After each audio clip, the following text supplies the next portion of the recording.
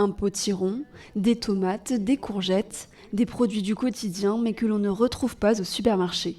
Ici, les légumes peuvent atteindre pour certains près d'1 tonne. Bienvenue au concours national des fruits et légumes géants. Lancé il y a plus de 25 ans, c'est la première fois que l'événement ouvre ses portes au public. J'ai des gros légumes dans mon jardin, mais pas aussi gros qu'ici. Donc c'est vrai que ça fait rêver. Peut-être qu'un jour je participerai, mais ça, l'avenir le dira. On est venu en famille, et c'était pour montrer la biodiversité à ma petite fille. Puis là, il y avait un concours des plus gros légumes, donc bon, c'est aussi marrant à voir. Côté compétiteurs, ce sont avant tout des passionnés qui font pousser leurs légumes en amateurs.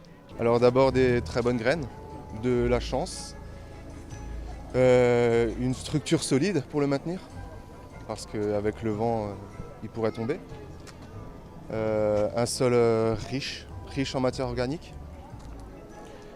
Et puis après, une bonne météo. Cette compétition est donc l'occasion de découvrir l'envers du décor et de montrer les différentes méthodes proches de l'agriculture bio pour cultiver de tels spécimens. Pour faire pousser ces légumes, on utilise plein de méthodes, entre autres la mycorhisation, qui est l'utilisation de champignons qu'on va associer aux racines pour booster la capacité de ces légumes à pouvoir absorber de l'eau et des minéraux et grossir parfois jusqu'à 20 kg par jour, ce qui est assez considérable.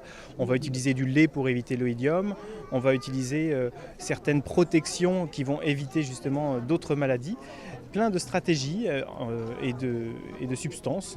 On utilise aussi parfois le kelp, qui est une algue spécifique et qui permet une bonne adaptation de la plante aux agressions des différentes maladies et du climat. Le vainqueur du concours a enregistré un poids pour son potiron de presque 870 kg.